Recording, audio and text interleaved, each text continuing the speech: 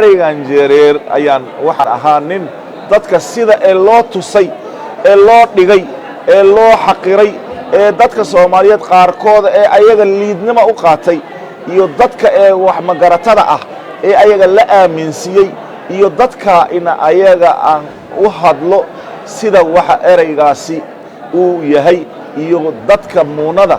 ee ayaga ee qiimaha lahaa ee dadkaasi ay ka tirsanayeen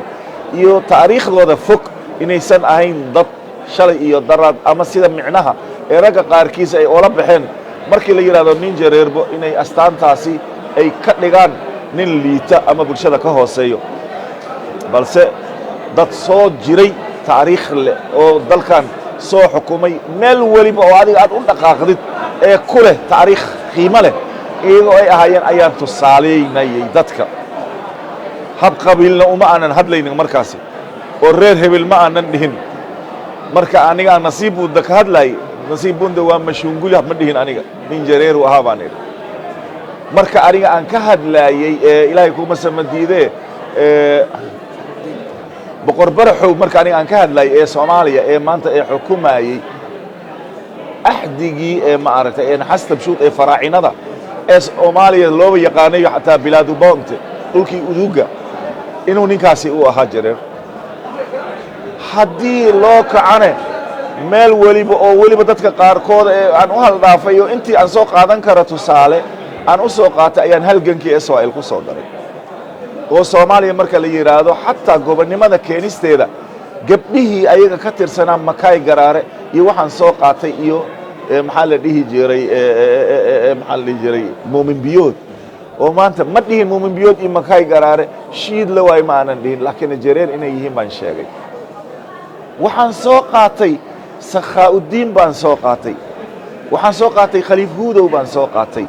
baar baan soo qaatay horta Khaliif Huudow muran maba ka taagna anigu ila dhashay intira baalcad hooy maqaate qabiil la yiraahdo ya ayaan ka soo wada jeednaa jareernimo ku kalsoonahay oo aan ku faanayno ayaan labadeena abtirsanadeenna ay tahay haddii la sii bidayana macruufka gudoomiye ku-xigeenka labaad ee maanta jooga ee ma artay koonfur galbeed ya ma gartay iyo maanta ee suldaankeena beesha Maxamed Cusmaan Oorow la yiraahdo cidii dhaqan ahaan wax u taqaanay cidii siyaasiyiin naga dhex taqaano way fahamsoma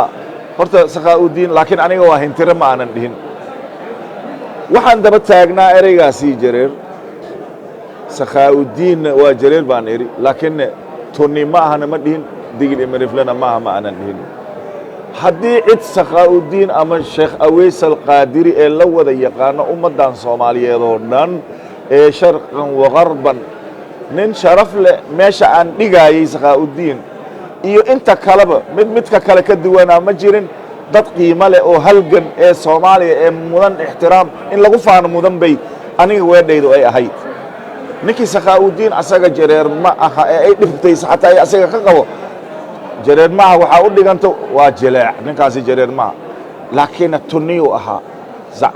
gooygaal buu ahaa dacfaraad buu ahaa wariilu ahaa war aniga ninkan qabiilkaas uu ahaa ma aanan dhihin hintiru ahaa ma aanan dhihin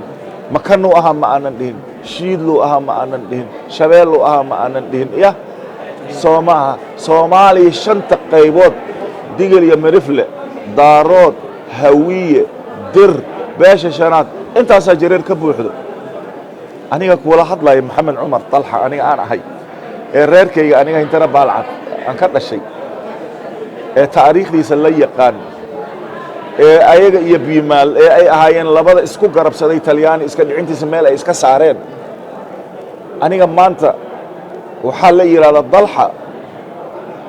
waa nin hawiye ah waa ku faanaya marka tintaydu jareer baan nahay jareer hawiyan noqonaa ha Talha waxa la yiraahdaa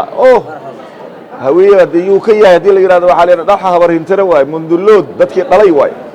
waa ku faanaya Talha waxa waaye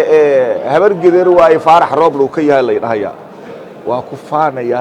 Faarax Rooble oo jareer ahaan ahay waa ku faanaya hadii la yiraahdo Talha يعني دربا wax u gala ama daarooda wax u gala la yiraahdo absame baal ma artay baalcad ayuu ka soo jeedaaye dal haddii la yidhahdo waan ku faanaya you know haddii la yidhahdo digil mirifle waa reer abtayaasheeda wayba i dhaleen hooyadayda ayaa shanta caleemood ah oo erdha ah makasino waladul ukhti min alqawmi ayuu yidhi rasuulka ya gabadha wiilka ayay dhashay reerku ka tirsan yahay I'm so proud you know qabiil kastoo la igu Soomaalinimo ima dhaafayo you know laakiin satin baa laga hadlay reer lagama hadlin qoysna lagama hadlin laakiin nimanka qabiiladeeyay ee liidnimo ayaga isgeliyay oo jareernimada ka dhigay wax xaqiran waa nimanka ee qasay ee dadka ayaga ee ereygaasi ee oga dhigay wax xun ah ee ka daba qaatay ilaa iyo heer ayaga salkooda qaarkooda dadka soo fariistay kaamirooyinka ee ayaga jiridkooda hoose la soo saaray laakiin aniga ma ihi ninkii hadda maanta dhihi lahaa media dadka Soomaaliyeed hortooda markay dad wanaagsan oo qirsan oo wanaagsan oo sharaf leh oo sidaydoo kale ku faanayo ayaa jooga marka Soomaalidu waxay kala baxan jireen Soomaalidu jilci jareer oo talo iyo boqortooyo ma gastay marka digil mirifle aad tagtida reer abtayaasheeda waxa taale jareer taliyo iyo jareer loo taliyaa jiro jilc taliyo jilc loo taliyaa jiro jilcnimaduna laguma noqdo nasab jareernimadana laguma noqdo laangaabnimo iyo wax gaaban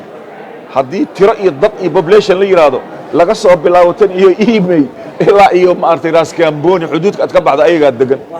wax laga cararma haddii qaarad la yiraahdan Afrika 53 dawladood ayaa jareernimo ee madaxtinimo ee ku fadhiyaan dawladnimo haddii Soomaalinimo maanta la yiraahdo dadka ugu qiimaha badan ee awoodooda iyo xoogooda ku nool ee wax soo saar ee xalaal quudata ah waaye maxaa keenay jareer tunni waa jiri karaa jareer waxa waaye biimaana jiri karo jareer hintana jiri karo jareer waxa jiri karo ma gartay hawiya iyo ka buuxan dad ku faanaya maanta jooga yaa ka qurux badan khaliifuudow marka adiga 13 dhalinyaro soo saar khaliifuudow quruxdiisa iyo casaantiisa iyo maanta iyo sida uu maanta ee asaga ee uga dhex muuqdo dadka qaarkood yaani bas jareer ma qurxoonay aaminsan yihiin waa waxa dadkeen in gabdhaha ma aragtay inay jareerka inay banaanka soo dhigaan bal gabadha naga quruxda badan ee anaga nagu liidi karto hasu soo saarto banaanka war jileecu imisaan maanta gabdha qurux badan wiilal qurux badan hadda saaxiibkayga aan baarlamaanka aan ku soo laabto waxaan arkaynaa si daro xildhibaan qaran oo waxaas intuu meel soo fariistay uu leeyahay ninkani jareer ma aha ma dhahay waa jileec ma dhahaya wuxuu leeyahay ninkan waa tunni ninkan waa digil imarifle war waayahay yaa u diiday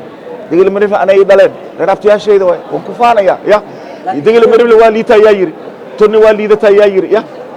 ma jareernimadaad adiga liidnimo aad u malaynaysaa aniga am proud waa ku faanaya adiga haddii adiga liidnimo adiga u haysatid